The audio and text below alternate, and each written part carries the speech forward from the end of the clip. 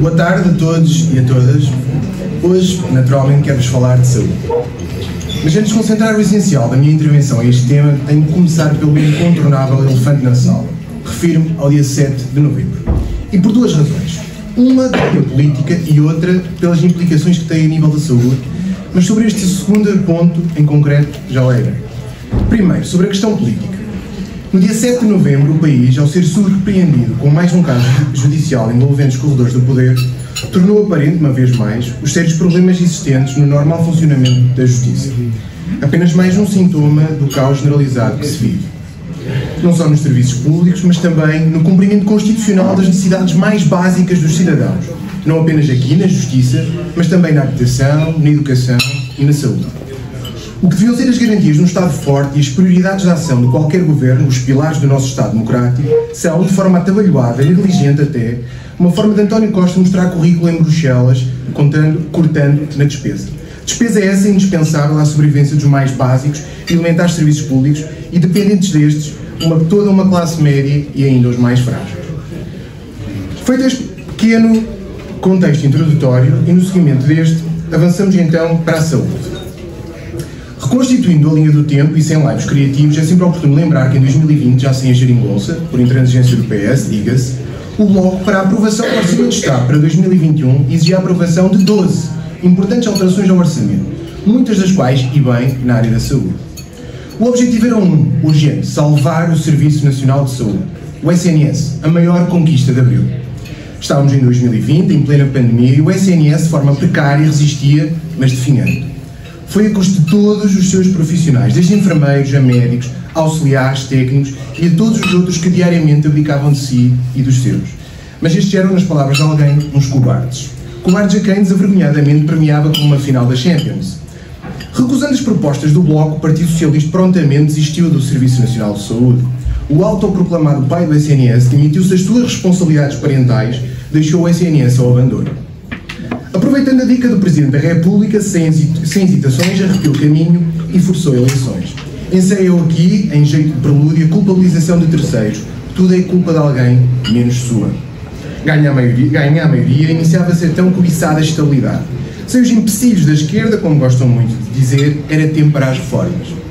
Anunciaram-se revoluções, mas vamos à análise concreta dos factos.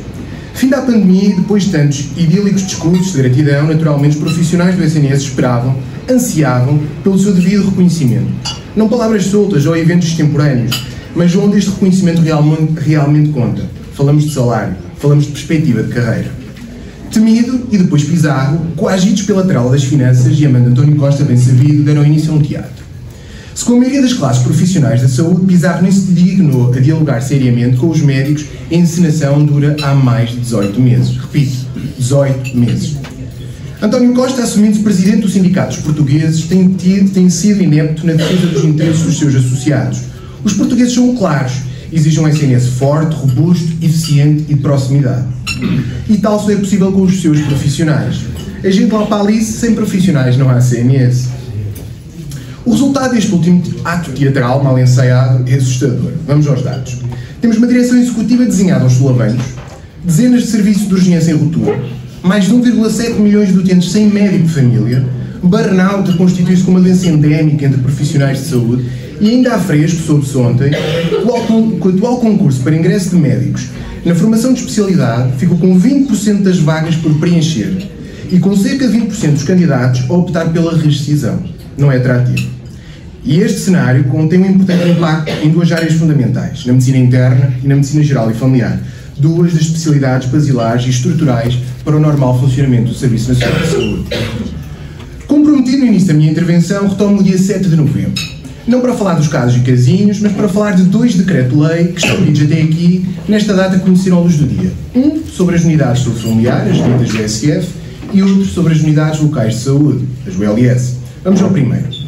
O decreto-lei sobre as USFs, neste promete-se reduzir o número de utentes sem médico de família, mas à custa da maior sobrecarga de trabalho, ao mesmo tempo que se condiciona a remuneração dos médicos de família, introduzindo métricas imorais, dependendo de custos com medicamentos com exames de diagnóstico, mesmo quando o entender do clínico são os mais indicados para o doente.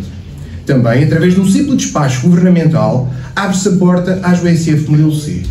Uma estratégia dilapiladora do SNS, escancarando-se esta mesma porta ao negócio privado nos cuidados de saúde primários, estratégia para a qual já se começam a observar alguns sinais. Agora, sobre o segundo decreto-lei, o relativo às ULS.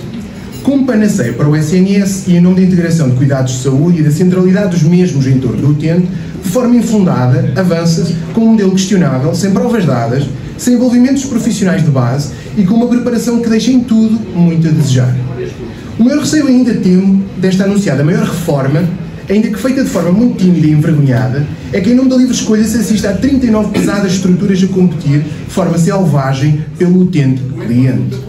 É uma forma de organização que visa apenas a concentração de recursos e serviços e que irá subalternizar os cuidados de saúde primários, desviando o investimento que devia ser dirigido à promoção da saúde e à prevenção da doença, para os resultados imediatistas. Uma visão de curto prazo, mas com efeitos perniciosos a longo termo, não haja dúvidas.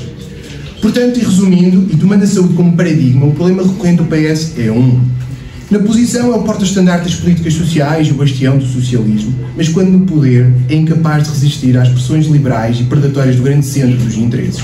Uma gritante dissonância cognitiva. Mas há esperança. A grande vantagem do Bloco Forte é a construção de verdadeiras soluções de esquerda, impedir ambivalências ou desvios à direita, ou que seja capturado por ideias num sistema de saúde dependente do privado e do lucro, quando a luta ganhadora e necessária é pela saúde e pelo serviço, o Serviço Nacional de Saúde.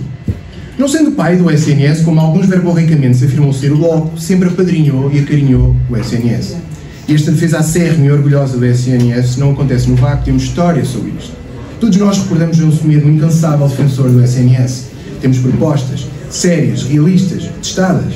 Aumento da remuneração para todos os trabalhadores do SNS, exclusividade facultativa e adequadamente remunerada, naturalmente, reforço da contratação de profissionais onde existem carências manifestas, aumento da comparticipação dos medicamentos, impedimento de esquemas de encerramento rotativas de urgência sem qualquer tipo racional e ainda, entre outras medidas, a revogação imediata dos decretos-lei da ULS. E assim termino. Vamos todos juntos lutar, nas várias lutas, por uma habitação a preços dignos, por uma escola pública inclusiva e de excelência e, claro,